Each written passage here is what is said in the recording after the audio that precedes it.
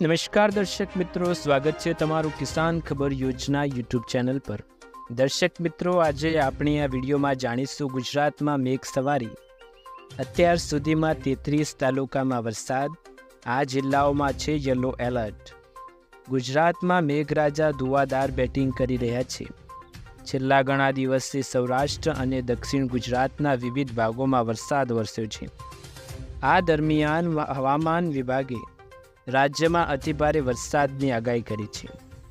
આ ઉપરાંત આજે 27મી જૂન કચ્છ, બનાસકાંઠા, પાટણ, સુરેન્દ્રનગર, બોટાદ, ભાવનગર, દાહોદ, પંચમહાલ, વડોદરા, છોટાઉદેપુર, નર્મદા, નવસારી, વલસાડ, દમણ દાદરના અને નગર હવેલીમાં વરસાદનું યલો એલર્ટ જાહેર કર્યું છે। જ્યારે મોરબી, જામનગર, દેવભૂમિ દ્વારકા, પોરબંદર, રાજકોટ, જૂનાગઢ, અમરેલી, ગીર સોમનાથ, ભરૂચ અને સુરતમાં ઓરેન્જ એલર્ટ જાહેર કરવામાં આવ્યું છે। હવામાન વિભાગની આગાહી અનુસાર 28મી જૂને કચ્છ, મોરબી, જામનગર, રાજકોટ, અમરેલી, ભાવનગર, આણંદ, સુરત, નવસારી, ડાંગ, વલસાડ, દમણ, દાદર અને નગર હવેલીમાં યલો એલર્ટ જારી છે। ત્યારે દેવભૂમિ દ્વારકામાં પણ 30મી જૂને ભરૂચ, સુરત, નવસારી, ડાંગ, વલસાડ, દમણ અને દાદર નગર હવેલીમાં યલો એલર્ટ છે। 1 જુલાઈ અમદાવાદ, ગાંધીનગર, ખેડા, આણંદ, વડોદરા, ભરૂચ અને નર્મદા વરસાદનું યલો એલર્ટ જાહેર કરવામાં આવ્યું છે। નોંધનીય છે કે અત્યાર સુધીમાં રાજ્યના 33 તાલુકામાં વરસાદ વરસ્યો છે, જેમાં સૌથી વધારે વરસાદ રાજકોટના જેતપુરમાં 30 મીમી, બોટાદમાં 13 મીમી, માણાવદરમાં 12 મીમી, રાણાવાવ, બગસરા અને બોટાદમાં 10 મીમી વરસાદ વરસ્યો છે। આ ઉપરાંત અન્ય તાલુકામાં હળવાથી મધ્યમ વરસાદ વરસ્યો છે। આ જિલ્લામાં ધોધમાર વરસાદ।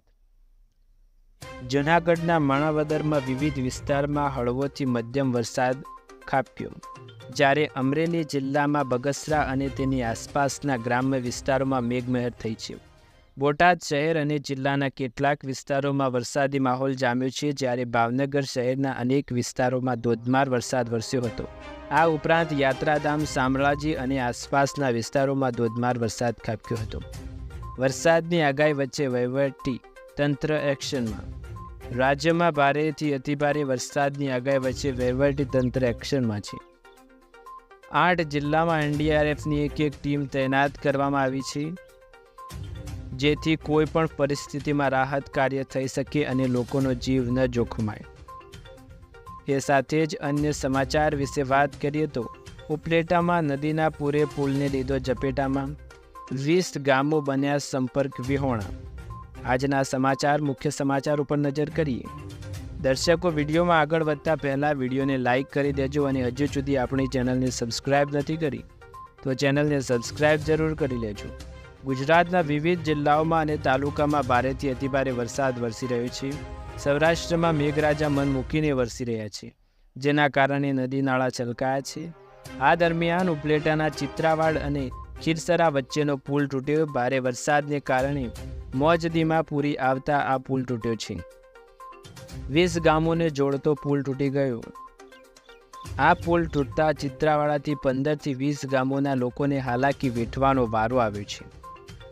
જામકંઠોરણા તાલુકાના ચિત્રાવાડ, પાટી, બરડિયા, ગુંદાસરી, જામાદાદર, મોજ, ખીજડીયા, જામથોરાડા, ચરેલ, સાતોદળ, રાજપરા, કાનાવદાળા, બાલાપર, ખજૂરડા અને ઉપલેટા તાલુકાના ખીરસરા, અરણી, વડાણી, પડવાળા, બાયાવદર, ખાખીજાળિયા, ખારચિયા, મોટી પાનેલી, ગીંગણી, સિદ્ધસર, જામજોધપુર ગામોમાં સીધું રાજકોટ જવા માટે આ મુખ્ય માર્ગ છે।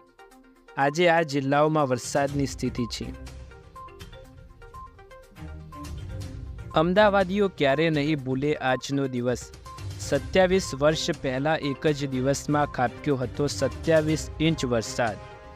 અમદાવાદમાં જૂન મહિનામાં એક જ દિવસમાં સિઝનનો સૌથી 10 ઇંચ વરસાદ રેકોર્ડ। આજથી બરાબર 27 વર્ષ અગાઉ એટલે કે 27 જૂન 1997માં નોંધાયો હતો. જૂન મહિનાના દરમિયાન અમદાવાદમાં કુલ સૌથી વધુ 28.58 ઇંચ વરસાદ પણ 1997ના વર્ષમાં જ ખાબક્યો હતો. અમદાવાદમાં ધીરે ધીરે ચોમાસાની સ્થિતિ સર્જાઈ રહી છે અને અત્યાર સુધી અમદાવાદ શહેરમાં સિઝનનું 5.2%, જ્યારે જિલ્લામાં 4.63% વરસાદ નોંધાયો છે, જેની સરખામણીમાં બરાબર 27 વર્ષ અગાઉ અમદાવાદમાં 12 મે ખાગા થયા હતા, જેને કારણે સમગ્ર અમદાવાદ જળબંબાકાર બની ગયું હતું. અમદાવાદના ઇતિહાસમાં જૂન મહિનામાં આ પ્રકારનો વરસાદ અગાઉ ક્યારેય પડ્યો ન હતો. છેલ્લા 10 વર્ષમાં જૂન મહિનામાં એક દિવસમાં સૌથી વધુ 5.13 ઇંચ વરસાદ સાથે 25 જૂન 2015ના રોજ ખાબક્યો હતો. હવે આગામી દિવસોની વાત કરવામાં આવે તો અમદાવાદમાં આગામી 3 દિવસ વાદળછાયું વાતાવરણ રહે અને ગાજવીજ સાથે વરસાદ પડે તેવી હવામાન વિભાગ દ્વારા આગાહી કરવામાં આવી છે. હવામાન અંગે આગાહી કરતી ખાનગી સંસ્થા અનુમાન અનુસાર અમદાવાદ 30 જૂનથી 1 જુલાઈ ભારે વરસાદ પડે તેવી સંભાવના પણ વ્યક્ત કરવામાં આવી રહી છે. માછીમારોને દરિયો ન ખેડવાની સૂચના. હવામાન વિભાગના જણાવ્યા અનુસાર મધ્ય ગુજરાતમાં સાયક્લોનિક સર્ક્યુલેશન સક્રિય થતાં આજ રાજ્યના કેટલાક જિલ્લાઓમાં વરસાદની શક્યતા છે, જેમાં સાબરકાંઠા, છોટાઉદેપુર, ભરૂચ, વડોદરા, બનાસકાંઠા, સુરત, ડાંગ સહિતના વિસ્તારોનો સમાવેશ થાય છે. આ ઉપરાંત સૌરાષ્ટ્રમાં ભાવનગર, દ્વારકા, ગીર સોમનાથ, રાજકોટ, અમરેલી, જામનગર, પોરબંદરમાં પણ વરસાદની આગાહી કરવામાં આવી છે. ભારે પવન સાથે વરસાદની આગાહી છે. આ ઉપરાંત દરિયાકાંઠા વિસ્તારોમાં 40 કિમી પ્રતિ કલાક કરતાં વધારે ઝડપે પવન ફૂંકાઈ શકે તેવી સંભાવનાઓ હવામાન વિભાગ દ્વારા વ્યક્ત કરવામાં આવી છે. આગામી 5 દિવસ ગુજરાતમાં કેવો રહેશે માહોલ તે પણ જાણી લઈએ. રાજ્યમાં છેલ્લા 24 કલાકની વાત કરીએ તો કુલ 126 તાલુકામાં મેઘમહેર થઈ છે. સૌથી વધુ જૂનાગઢ જિલ્લાના વિસાવદરમાં 4 ઇંચ વરસાદ ખાબક્યો છે.